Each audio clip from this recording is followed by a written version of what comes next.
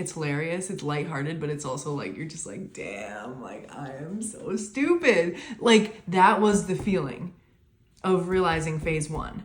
And it was like, I've known this the whole time. Like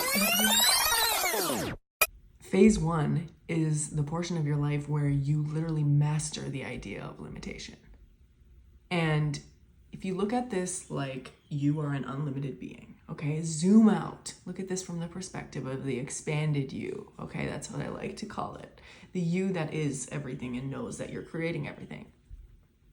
If you were eternal, okay? You're the only thing that exists. You're eternal. You're all powerful, like literally God, okay?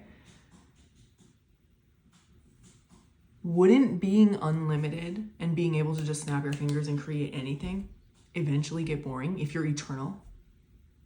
Like if you just look at it from that simple premise, you would eventually get bored. You'd be like, I want to create some challenge. I want to create some sort of game. I want to create like a, obstacle that I have to grow through and learn through. Like you just would. And maybe you've never looked at it like that before, but now you can.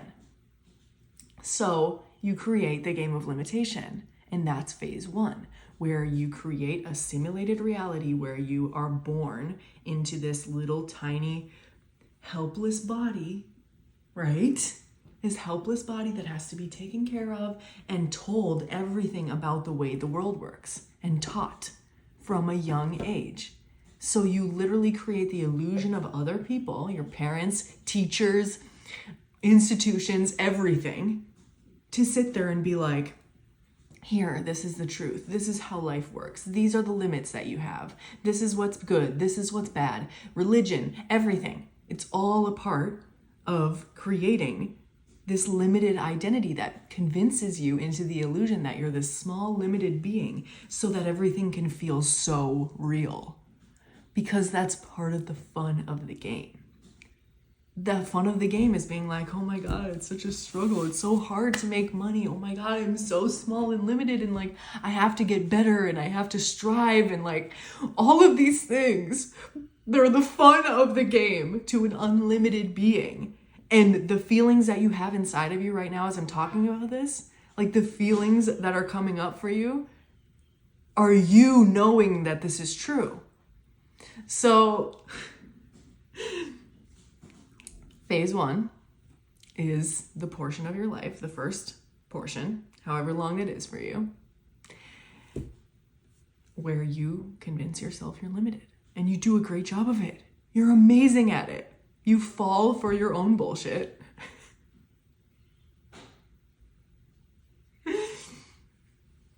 And you get sucked in so that you can play the game. And you get to go on this journey where there's a part of you inside of you the whole time that's like, something's off about this. And that's, you maybe don't even realize when that started for you, the feeling of like, there's something off about this, because it's always been there. It's always been there. It's always been you. There's always been the you behind your eyes that knows you're not just this human body that you get to play in. So phase 2 is when something happens in your experience, whatever the thing is, and it completely shatters one of your beliefs. Something completely contradicts one of your beliefs, and you're like, wait, and it shakes everything. It shakes the illusion, because in that moment, when you realize that one of your beliefs that someone told you and you just accept it as true isn't actually true, and this can happen at any age, but for you, you know when it happened. You may not know exactly when, but you can feel that it did happen. When that shift happens, all of a sudden, every single other belief that you believe in comes into a question mark, turns into a question mark. It's like, wait, if that one could be proven wrong, then all of them could. Everything is up for debate. All of a sudden, your reality isn't so solid anymore. It's like, wait a second. It's like that moment where you look at the camera and break the fourth wall and you're like, hang on. Am I being pranked? Like, it just, on some level. But you have so many belief systems that you've bought into at this point. You're so sucked into the phase 1 game that you go on this quest, this search for answers outside of yourself, even though you have them all inside of you. You go on this search and you're like, somebody's going to have the answer. Somebody's going to have the answer. And you enter the seeking realm of your experience. And it's not until you finally have a moment, which could be literally right now while you're talking to me, where you're like, wait a second, it's actually all me. Then you're in phase 2. And I see phase 2 as the second half of your life where you unravel the illusion, where you expand into your unlimited self. So it's like this contraction, phase 1, where you're contracting, you're convincing yourself you're small, you're limited, you're putting all these limits and cages on yourself, and you're like, fuck, I'm fucked. I have to learn all the rules.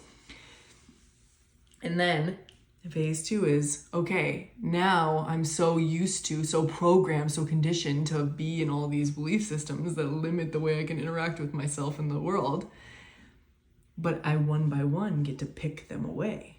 Boom, boom, boom, boom, boom, boom.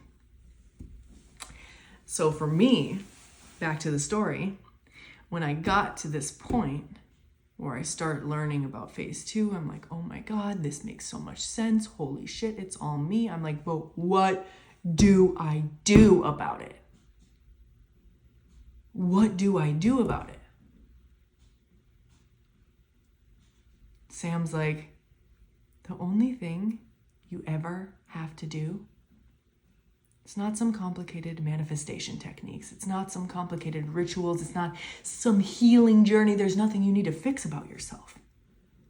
I'm like, what? There's nothing you need to fix about yourself. There's nothing wrong with you. There's no goal to get to.